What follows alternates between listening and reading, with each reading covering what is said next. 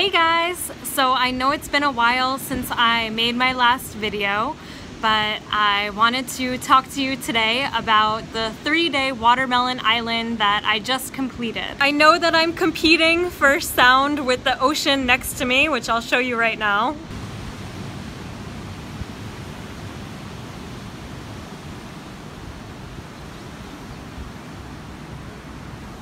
But this was just the best spot that I could find to do the video today, so I'm sorry for any interfering sounds from the ocean. And of course, I wanted to thank you all for submitting your guesses on how old I am. I'll give you the answer at the end of the video, so thank you for submitting those on my last video, my birthday video. But let's get started with my 3-day watermelon island. So I just completed a 3-day watermelon island. I broke the fast, I guess, last night by eating some cucumbers, tomatoes, and avocado. I know that a bunch of you had questions for me about the watermelon island, so I just want to answer those for you. So the first question is, why did I do a watermelon island? And the reason is that I just felt like it. That's typically my answer. I guess you guys have noticed that. But honestly, I love doing fruit islands where I just mono meal on eating one type of fruit for one day or several days at a time because number one, it's great for digestion.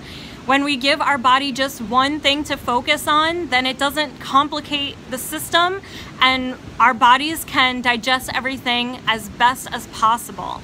So I love doing that for digestion. I also love Watermelon Island because it provides me with mental clarity. Watermelon is one of the most hydrating foods you can possibly eat. So if we think about our options of doing a water cleanse, a juice cleanse, or a watermelon island, they're all really great, really cleansing, detoxifying, and hydrating. But of the 3 of those, I love Watermelon Island the most. I should say that I've never done a grape island, but I've heard it's equally amazing. So why do I love doing Watermelon Island over water fasting and juice fasting? For me, it's just the most satisfying. I like being able to be active all the time, and I find that I can't be as active with a water cleanse, which is really meant to be for rest. And with a juice cleanse, I just find that I get really frustrated that I'm not eating food because I'm still getting the calories, but I'm not eating, and it's not a whole food.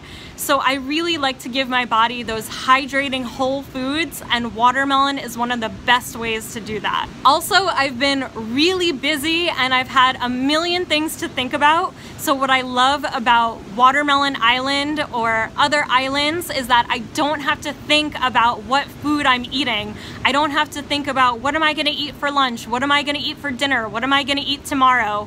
I know the answer is watermelon.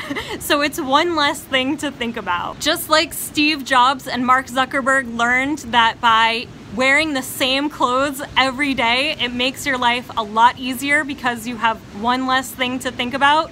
You can do that with your fruit and your food as well. Someone else asked me how many watermelons I typically eat in a day when I do a watermelon island, and the answer is about 1.5 of the really big watermelons. But that's an average. Sometimes it's a little more and sometimes it's a little less. I don't know the weight of the watermelons because I don't weigh them. I buy them by the individual watermelon, so I won't be able to tell you the weight of them. So how did my watermelon island feel? It felt amazing. I feel so clear in my thoughts. I feel very energized.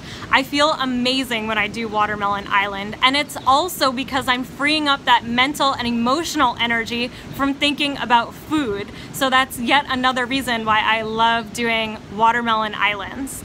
I also find that my skin gets really soft, clear, and smooth, and I absolutely love that, especially as someone who suffered from very terrible acne and skin problems for over a decade. Someone asked me if watermelon is the only fruit that you can eat for cleansing, and like I said, grapes are really great too. I've also done mango islands and banana islands.